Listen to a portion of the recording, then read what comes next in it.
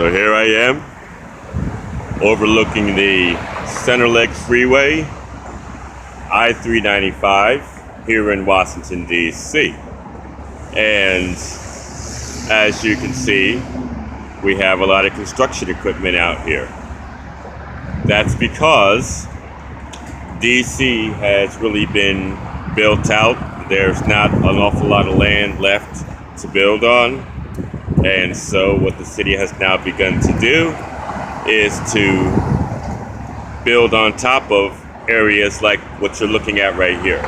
So all of these tools that you see out here, all this equipment is being used to erect a platform that will close up I-395. They're going to put a platform over top of it. That's going to take a couple of years. And then they're going to put about 4 buildings on top of that platform, 3 or 4. And as you can see, we have, close to 1,000 feet between here and the end of this big gully that I'm overlooking as I stand up here on E Street. And as you turn around here, you see that we have several construction dumpsters. And just beyond those construction dumpsters, catty corner across the road is that big light gray, light blue building known as the Federal City Shelter, or CCNV, which stands for the Community for Creative Nonviolence. Now, let's pan around a little more, and behind those trees, the building that you can't really make out very well right there, is the U.S. Department of Labor. Over in this direction, being blocked out by the sun, is the tax court.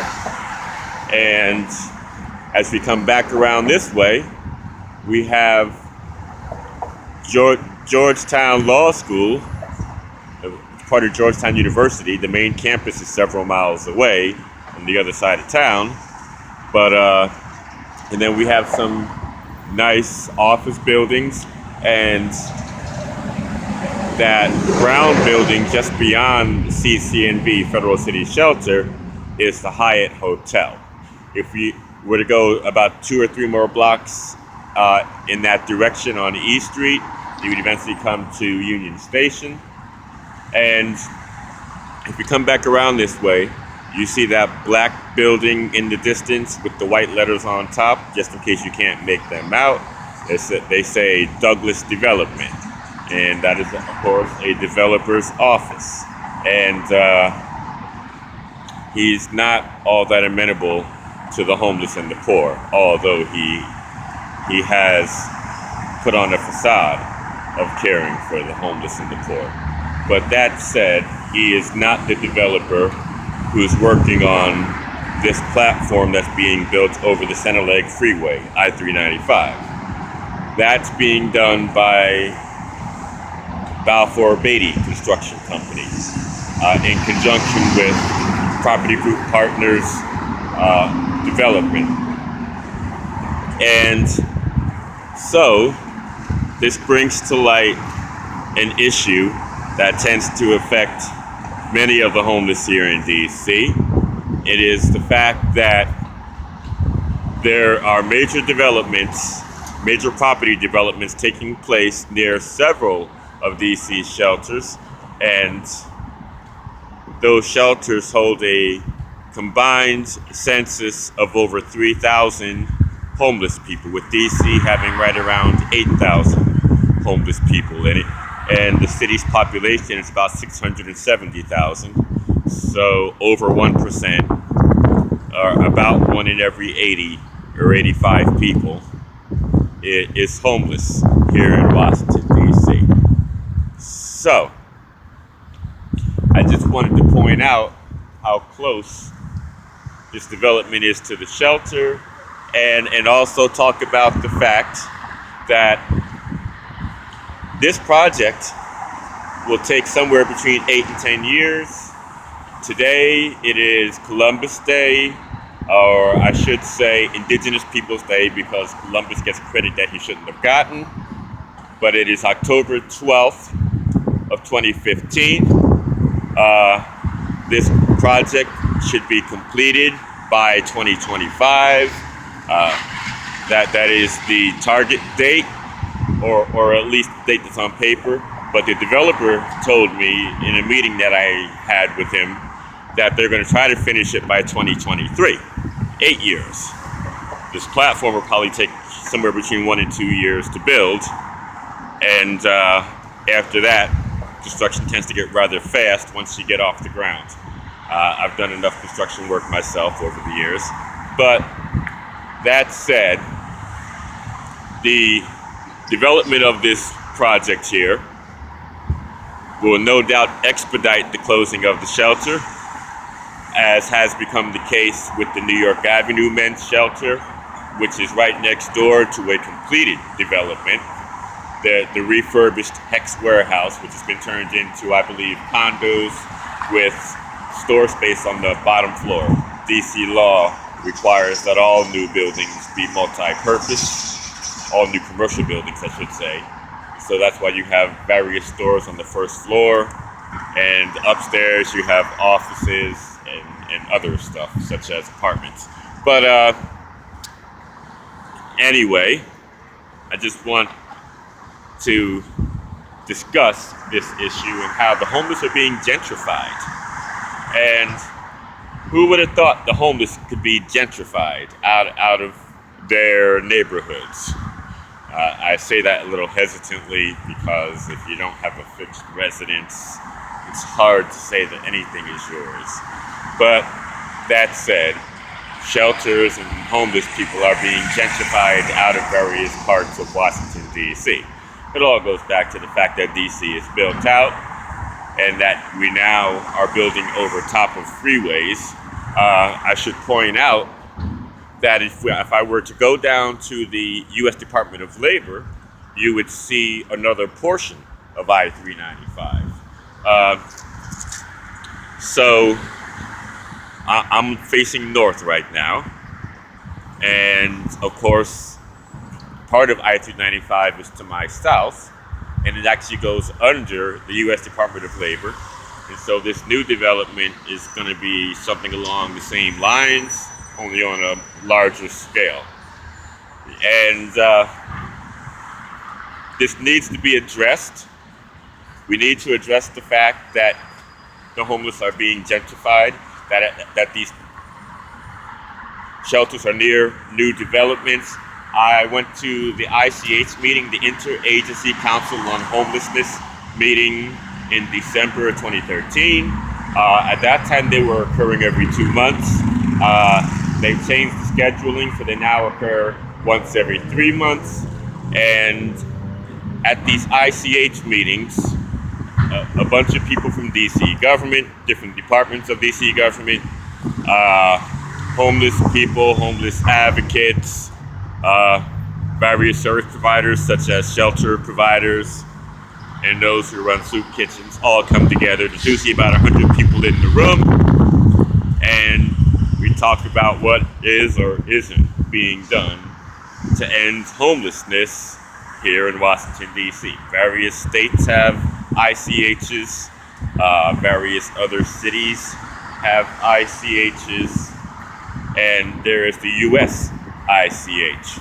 And so all these different ICHs, which are not working with each other, are talking about what they're doing to end homelessness in their jurisdictions. And I stood up at the December 2013 DC ICH meeting, and I mentioned the fact that shelters with a combined census of more than 3,000 people are being affected by development, and that the homeless would soon be gentrified out, and that we needed to have a very robust conversation about how to proceed and make sure that the homeless are not hurt by the development taking place near their shelters. Well, a man named David Burns, BERNS, was the director of the DC Department of Human Services at that time. And he said to me, "Eric, we don't need to worry about the 801 East Men's Shelter for at least a year and a half. Now, that year and a half ended in June of 2015, 4 months ago. David Burns left in June of 2014. And that issue has been ignored, swept under the rug, and now it's been a year and 10 months since I said that. And not only do we have the Department of Homeland Security, the federal agency, moving into that area, which was the reason that I mentioned that particular shelter in December of 2013. But now there's talk of building a DC Washington Wizards facility in that same area at the St. Elizabeth Hospital. For those of you not from DC, St. Elizabeth Hospital campus, part of it is owned by the federal government, part of it is owned by DC government, and so the DC government portion is on the east shoulder of Martin Luther King Jr. Avenue, and the federal portion is on the west shoulder of MLK Jr. Avenue. And there is a men's shelter on that campus called the 801 East Men's Shelter.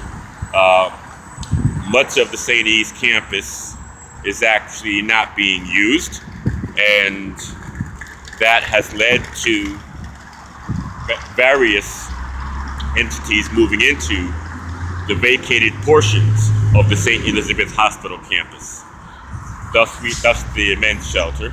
And now the city wants to use a portion of the eastern half of the St. E's campus to build a facility for the Washington Wizards basketball team. And we know that they're not going to want to have a homeless shelter as a neighbor. And so we need to really step up this conversation and make sure that we don't wait until the last minute. It may already be a little too late. I really need to go and revisit these different shelters and the developments taking place next to them. I know that the Hex Warehouse is already completed next to the New York Avenue men's shelter. But I know I'm going on and on here, but I just want to put this in the limelight. I want to put this on people's radar and make sure that we do something to house the homeless and to make sure that we still retain some shelter capacity for those who might become homeless sometime in the future, as we know some people will. The folk in South Carolina learned that not too long ago. And I also was deeply involved in the creation of the CCNV task force, which met from October of 2013 to July of 2014, and we talked about what would happen when the 30-year restrictive covenant that forces the city to use this formerly federal building as a shelter expires. That covenant was signed in July of 1986. The 30 years end in July of 2016, and that is less than a year away. As a matter of fact, we have 9 months. And so as I knew this time was approaching, I basically asked the city, what are your plans for the property and for the people in it? The shelter holds 1,350 people. And so what are your plans? I figured cities make plans 10 and 20 years ahead of time, and I know that oftentimes that is the case. Long story short, the city told me basically that they had no plans for the property yet, but that since I brought it up, they would begin to make a plan. And so they called a hearing, and then at the hearing they decided to have a task force, and the task force met for 9 months. We didn't come up with any concrete recommendations, but we came up with 17 guiding principles, which include the ideas that if and when the shelter is closed, that we're going to have some replacement capacity, which is going to be a combination of housing and shelter. And we won't close the shelter until that replacement capacity exists. The housing would go first to the disabled and the elderly, and then the difference would go to the able-bodied homeless people that reside in this building at that time when the building is closed. And then whatever able-bodied homeless people don't get housed would move into the replacement shelter. I should say that the city has already begun to move forward on the idea of decreasing capacity in that building. The way they've put it to me is that this is not part of a plan to close the shelter yet, but I'll let you be the judge. What's about to happen is that in January of 2016, two of the women's shelters in this building has 6 entities in it, 2 women's shelters called John Young and Open Door, and then it also has the Clean and Sober drug program, and it has the DC Central Kitchen, which feeds about 5,000 poor people in Washington, D.C. every day. It's been visited by Obama a couple of times. Let me see, what else? So 2 women, and it's got the CCNV shelter, which is a combination of men and women, and it's got the Unity Healthcare Clinic. And so the 2 shelters that are all female, John Young and Open Door, are going to be moved almost a mile away into Chinatown, which is basically off in the direction behind this building that I'm looking at. So I'm on E Street between 2nd and 3rd Northwest.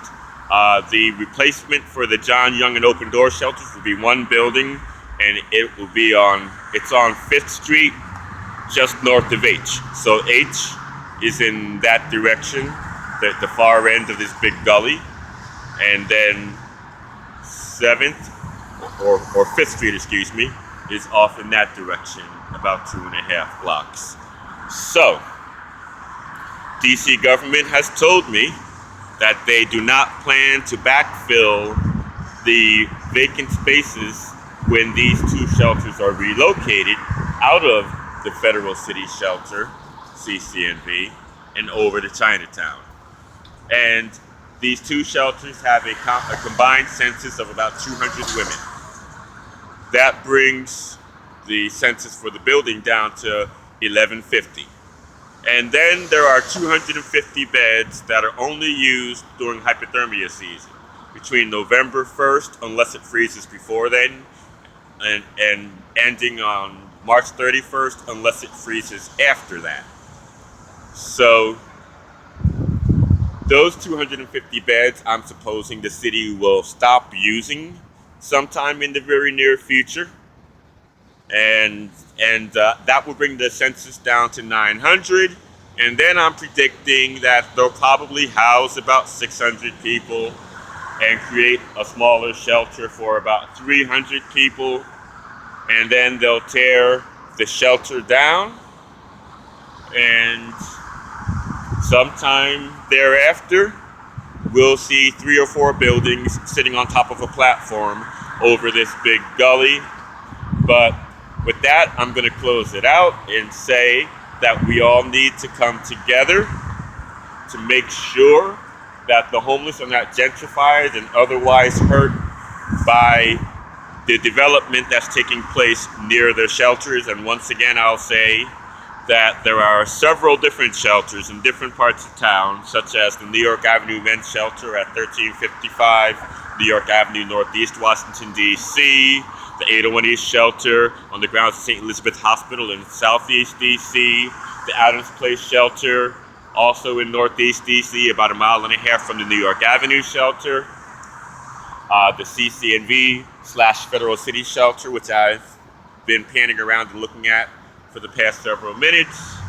All of those shelters are affected by nearby development, some completed, some still in the works. But let us all come together, as they did back in the 80s when advocacy was strong, and let's make sure that the homeless are housed and that some shelter capacity is retained, and that we also do something for the able-bodied homeless to connect them to living wage jobs and affordable housing. Thank you.